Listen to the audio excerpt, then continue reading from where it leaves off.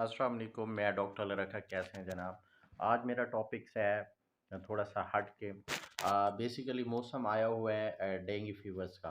तो बहुत सारे पेशेंट्स आ रहे हैं डेंगू फीवर्स के हवाले से। तो आज मैंने आपको बताने कि डेंगू फीवर्स क्या होता है और उसकी अलामात क्या होती हैं और उसका ट्रीटमेंट कौन कौन सा है। आप मेरी पूरी वीडियोस देखें, इंशाल्लाह आपको डेंगू फीवर्स की अलामात और उसका ट्रीटमेंट और उसका ट्रीटमेंट और कैसे हमें पता चलेगा कि हमें डेंगू फीवर है या हमें कौन सा फीवर है।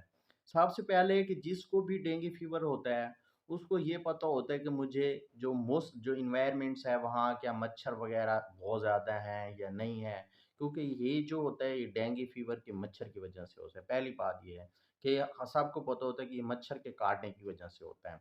अलामात में सबसे पहले उसको फ़ीवर होता है, टेम्परेचर मतलब है कि जिस्म गर्म होना शुरू हो जाता है। जब जिस्म बहुत ज़्यादा गर्म होता है, सर्दी लगती है, चक्कर आते हैं, उसके बाद पेट दर्द होता है, जिस्म में दर्द होता है, हड्डियों में दर्द होता है। और अगर बहुत ज़्यादा शिद्दत कर जाए तो इसमें ब्लीडिंग स्टार्ट होती है। वो है लास्ट स्टेज, जब ब्लीडिंग स्टार्ट होती है। तो इसके लिए आपने क्या करना है, तो आपने सबसे पहले अगर किसी को 3, 4, 5 दिन, 1 हफ्ता हो गया अगर उसको फ़ीवर नहीं जा रहा तो आपने सीबीसी करवाना है, ठीक हो गया। सीबीसी एक टेस्ट है जो ब्लड टेस्ट होता है, वो किसी भी अच्छी लैब से जो है 5 से 600 का हो जाता है। आप करवाएँ, आपको पता चल जाएगा। किसी को एज़ इट हो जाता है कि फ़ीवर है, डेंगू फ़ीवर है, सो एंटीबायोटिक और स्टेरॉइड्स आपने उससे परहेज़ करना है। इसमें आपने क्या करना होता है कि इसमें जिस्म में पानी की कमी होती है, उसको मेंटेन रखना है, जूस पीने हैं, ये ओआरएस का इस्तेमाल करना है, ठीक है? और ज़्यादा से ज़्यादा जो मिल्क आपने रेस्ट करना है। रेस्ट क्या है कि आपने काम नहीं करना, सुकून करना है, ठीक है? आपको दर्द होती है जिस्म में, क्योंकि बुखार होता है, दर्द होती हैं। सबसे पहले तो आपने क्या करना है कि आपने जो ट्रीटमेंट करना है ना, ये 2 तरह का ट्रीटमेंट है। इस वक़्त एक एलोपैथिक ट्रीटमेंट है, एक होम्योपैथिक ट्रीटमेंट। मैं आज आपको दोनों ट्रीटमेंट बताऊँगा। जो होम्योपैथिक ट्रीटमेंट है उसका भी बताऊँगा मेडिसिन का नेम, और एलोपैथिक भी बताऊँगा, ठीक है? वो आपने दोनों ट्रीटमेंट कोई भी आपके पास अवेलेबल है, अगर आप घर में रेस्ट कर रहे हैं, घर में आपने किया है, तो आप ज़रूर करें, ठीक है? ऐसी जगह रखें जहाँ आपको मच्छर का ना काटे, जाली वगैरह का इस्तेमाल करें, जैसे मच्छर के स्प्रे आते हैं वो इस्तेमाल करें, और मेडिकल ऑब्जर्वेशन और ये ज़रूर रखें। ये ना हो कि आपको पता ही ना चले कि आपकी जो अलामात है, सिम्पटम है, बहुत ज़्यादा हो गए। टेस्ट करवा लें, आप रहें घर, ठीक है? और छोटा-सा ट्रीटमेंट है, वो आप फ़ॉलो अप कर लें, इंशाल्लाह ठीक होगा।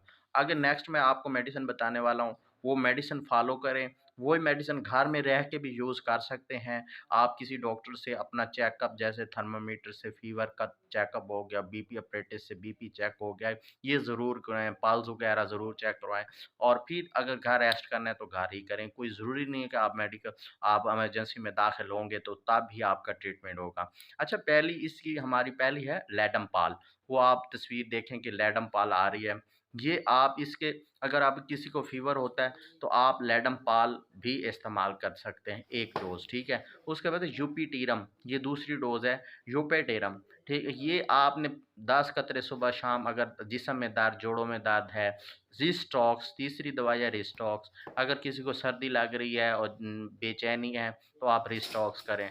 और बेलाडोना, बेलाडोना भी आप ये दवाई देख रहे हैं, ये मेरी सारी दवाइयाँ, आप किसी को भी अगर घर में डेंगू का फ़ीवर है, ये 4 दवाइयाँ ले आप बेलाडोना, बेलाडोना, चौथी दवाई है बेलाडोना। अच्छा, ये ये 4 दवाइयाँ हैं, इसका कोई नुकसान नहीं है, आप ये इस्तेमाल करें। इसके बाद आपको बता दूँ, जो पैरासिटामोल है, पैनाडोल है, जिसको हम पैनाडोल भी आम लफ्ज़ में, ये पैरासिटामोल किसी भी ले लें आप पैरासिटामोल, वो आप रख लें। मुख्तलिफ़ पेन किलर और मुख्तलिफ़ एंटीबायोटिक खाने से परहेज़ करें। इंशाअल्लाह आपका 10 से 15 दिन में आप रिकवर हो जाएँगे। अगर आपकी अलामात ज़्यादा बढ़ती हैं, तो आपने टेस्ट ज़रूर करवाना है कि वाक़ई आपको परेशान होने वाली बात नहीं है, ये ट्रीटेबल है, और आसानी से इन मेडिसिन से भी रिकवर कर सकते हैं, घर में रहकर भी रिकवर कर सकते हैं।